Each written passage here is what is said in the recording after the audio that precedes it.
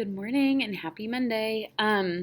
If you are not in a physical or mental space to focus right now, find the physical or mental space to focus right now because I'm going to be talking through something that we are for sure going to be using the entire semester and probably the entire year. And you're going to have some options in this, okay? So, for English 11, you need a notebook. However, you have two options on how this notebook works. You can either have a physical notebook or you can have an e-notebook. Here's the deal with the physical notebook. I want that to be an option. It is an option, but I will tell you it's going to be a little more difficult just because a lot of the grammar notes, especially that we'll take this year, are already formulated, and so it's not something that you can, you could copy it word for word writing, but that would take you a long time. So I will have those documents available on Schoology, but in order to really make it efficient, you would need to print those documents, cut them out, and glue them into your notebook, kind of like an interactive notebook. So that's fine if you want to go that route, but just know that, to be kind of honest with you, you are going to be doing a little more work and taking a few more steps to really get those notes completed. Okay, so now I'm going to talk to you about the eBinder, if that is the choice that you are going to go with.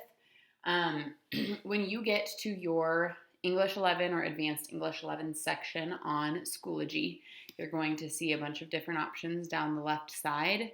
You will scroll almost all the way to the bottom and choose the OneNote class notebook. You'll click on that. You may have to do some other clicks in between. I'm not exactly sure what your version is going to look like, but eventually you should come upon something that looks similar to this.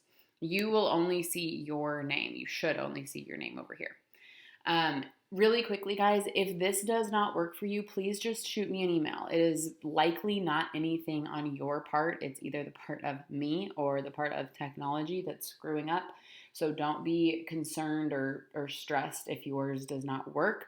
That's why we're doing this now, before we really dive into notes and all that jazz. So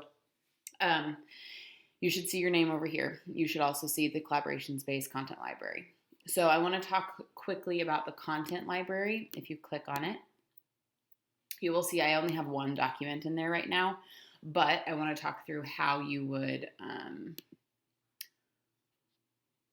move that to where you need to move it to. So if you right click on this and you just press copy, then you go into your folder. Annotating would be reading notes because it's talking about how to annotate while we read. So I would go into my reading notes. I would right click here and I would paste. So now I have my annotating notes here. Beautiful. So a lot of what this is, guys, is just going to be you copying and pasting notes into here. Then it's kind of your responsibility to do with those notes what works best for you. So some of you are really good at going back and reviewing and highlighting and chunking and doing all that jazz.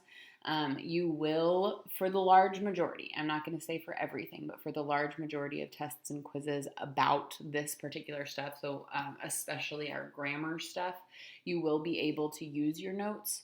So just make sure that you're essentially keeping up when I tell you on a Wednesday when we do grammar stuff, when I say, hey, make sure to go into the content library and copy and paste this week's grammar notes into your notebook. That will be helpful to you on quizzes and tests, but also hopefully just in general, and definitely for ACT practice. That's kind of the whole purpose of our grammar stuff this year. I think that's all that I have to say about this. If you are someone who's going to do a hard copy of your binder, that's fine. Once we start notes, I will have a separate section in your English 11 or Advanced English 11 course.